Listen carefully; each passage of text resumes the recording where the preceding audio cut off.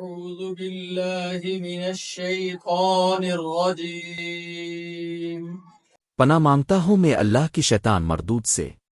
بسم الله الرحمن الرحيم شروع کرتا ہوں اللہ کے نام سے جو بڑا مہربان نہایت رحم کرنے والا ہے۔ الله يستهزئ بهم ويمدهم في طغيانهم يعمهون ان منافقوں سے خدا ہنسی کرتا ہے اور انہیں مہلت دیے جاتا ہے کہ شرارت وسرکش میں پڑے بہک رہے ہیں۔ أولئك الذين اشتروا الضلالة بالهدى فما ربحت تجارتهم وما كانوا مهتدين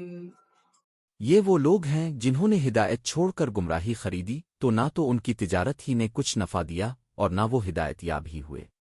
مثلهم كمثل الذي استوقد نارا فلما أضاءت ما حوله ذهب الله بنورهم وتركهم في ظلمات لا يبصرون ان کی مثال اس شخص کی سی ہے کہ جس نے شب تاریک میں آگ جلائی، جب آگ نے اس کے ارد گرد کی چیزیں روشن کی تو خدا نے ان کی روشنی زائل کر دی اور ان کو اندھیروں میں چھوڑ دیا کہ کچھ نہیں دیکھتے۔ صم بكم عمي فهم لا يرجعون یہ بہرے ہیں، گونگے ہیں، اندھے ہیں کہ کسی طرح سیدھے رستے کی طرف لاوٹ ہی نہیں سکتے۔ أو كصيب من السماء فيه ظلمات ورعد وبرق يجعلون أصابعهم في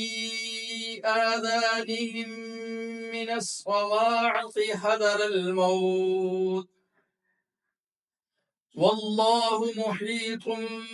بالكافرين ان کی مثال مینہ کی سی ہے کہ آسمان سے برس رہا ہو اور اس میں اندھیرے پر اندھیرا چھا رہا ہو اور بادل گرج رہا ہو اور بجلی کوند رہی ہو تو یہ کڑک سے ڈر کر موت کے خوف سے کانوں میں انگلیاں دے لیں اور اللہ کافروں کو ہر طرف سے گھیرے ہوئے ہے۔ يكاد البرق يخطف أبصارهم كلما أضاء لهم مشوا فيه وإذا أظلم عليهم قاموا ولو شاء الله لذهب بسمعهم وأبصارهم إن الله على كل شيء قدير قریب ہے کہ بجلی کی چمک ان کی آنکھوں کی بصارت کو اچک لے جائے۔ جب بجلی چمکتی اور ان پر روشنی ڈالی ہے تو اس میں چل پڑتے ہیں، اور جب اندھیرا ہو جاتا ہے تو کھڑے کے کھڑے رہ جاتے ہیں، اور اگر اللہ چاہتا تو ان کے کانوں کی آشنوائی اور آنکھوں کی بینائی دونوں کو زائل کر دیتا ہے۔ بے شک اللہ ہر چیز پر قادر ہے۔ يا أيها الناس اعبدوا ربكم الذي خلقكم والذين من قبلكم لعلكم تتقون لوگو